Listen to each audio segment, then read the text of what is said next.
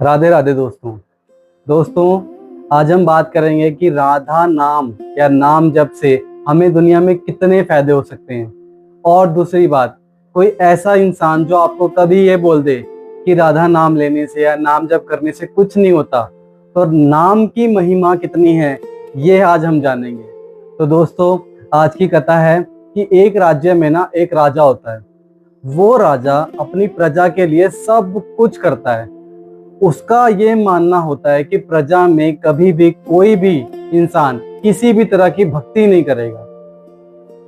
किसी भी भगवान की भक्ति ना करने का वो राजा अपने राज्य के सभी व्यक्तियों को कोई ना कोई दान देता, और जो इंसान उस राज्य में किसी भी तरह की भक्ति करता तो वो राजा उसको दंड देता।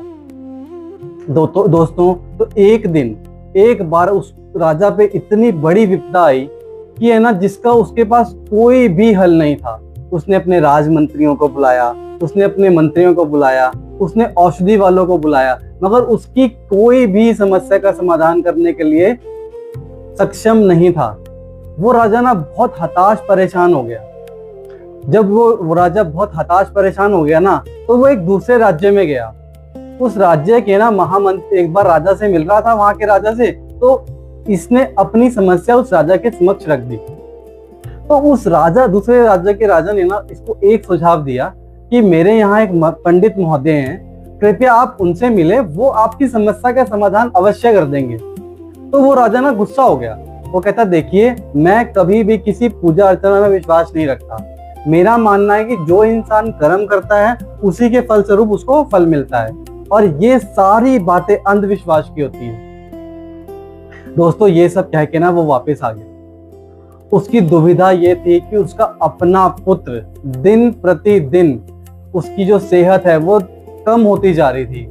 कोई औषधि, किसी प्रकार का धन, किसी प्रकार की सुविधा उसके किसी भी काम की नहीं आ रही थी। वो धीरे धीरे मृत्यु की तरफ बढ़ रहा था। एक दिन ऐसा आया कि बिल्कुल प्रातःकाल उसे लगा शायद उसने अपने उस पुत्र को खो दिया। बट जैसे ही वो अपने पुत्र के ना उसने अपनी छाती पे हाथ रखा, तो उसके पुत्र ने ना एक सांस ली। अब वो बात है ना इस राजा के दिमाग में बैठ गई थी कि दूसरे राज्य के राजा ने कहा है कि अगर मैं उस पंडित के पास चला जाऊं ना, तो शायद मेरी समस्या का समाधान हो जाएगा। तो दोस्तों, ये तभी अपने दरबारियों से बोलता है कि मुझे उस पंडित के पास जाना है। आप दूसरे राजा के राज्य के पास संदेश पहुंचाए कि मुझे उस पंडित से मिलना है। तो ये उस पंडित से ना भेंट करता है। वो पंडित है ना आराम से आसन लगाए ना राधा नाम का जप कर रहा होता है, राधा राधा राधा राधा। मगर इस राजा का अहंकार इतना होता है ना कि ये राजा बोलता है, अपने दरबारी से बात कर रहा है कि मुझे यहाँ कुछ ठीक नहीं लग रहा है, शायद हमें वापस चले जाना चाहिए। तो उसके दरबारी बोलते हैं कि राजन, अब हम यहाँ तक आ तो गए हैं, एक बार पंडित महोदय से मिल जरूर लेते हैं। तो ना वो जैसे ही पंडित महोदय से मिलता है ना, तो पंडित महोदय उसको एक विधि बताते हैं कि आप है ना आज से ही नाम लेना शुरू करें, और जैसे ही आप नाम लेना शुरू करेंगे ना और भगवान से कुछ भी मांगेंगे, तो आपके पुत्र की सेहत में ना अवश्य ही सुधार हो जाएगा। तो राजन बोलता है, मैं तुम्हारी ये बात क्यों मान लूं? मुझे सिर्फ तुम एक उदाहरण दो कि मैं तुम्हारे कहने पर राधा नाम लेना शुरू कर दूं।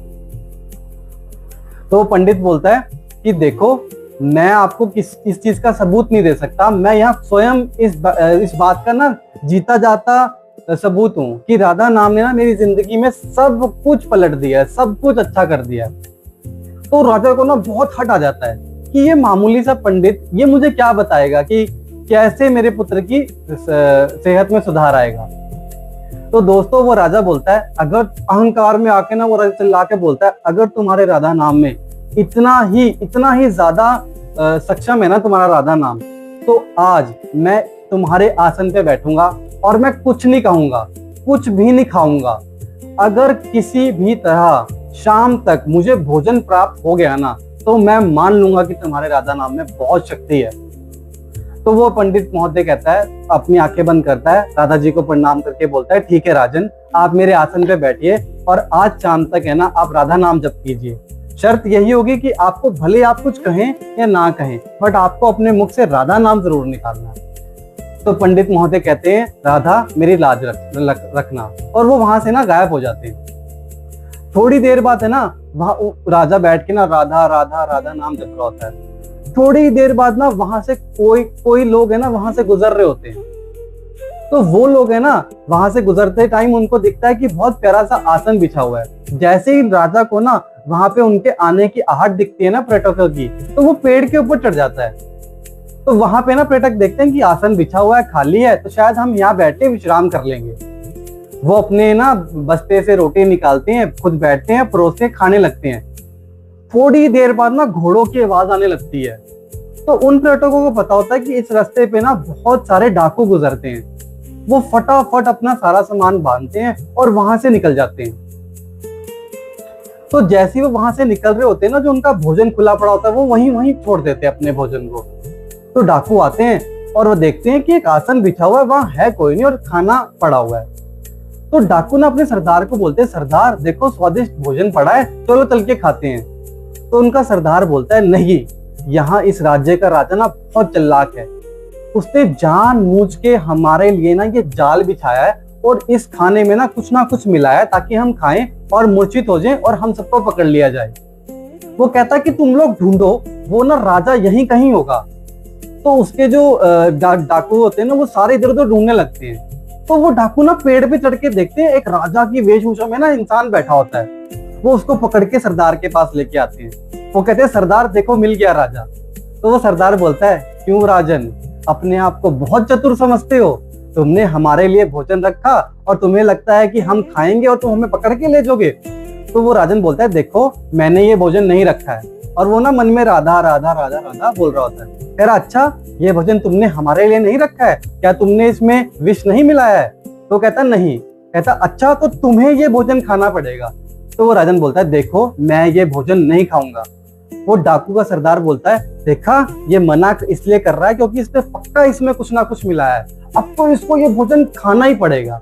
तो दोस्तों जबरदस्ती वो डाकू ना उस राजन को वो भोजन खिलाते हैं, और जैसे ही वो भोजन खाता है ना उसकी आंखों से अश्रु टपक जाते हैं। तो डाकू उससे पूछते हैं कि तुम्हारे ये आंखों से अश्रु क्यों टपक रहे हैं?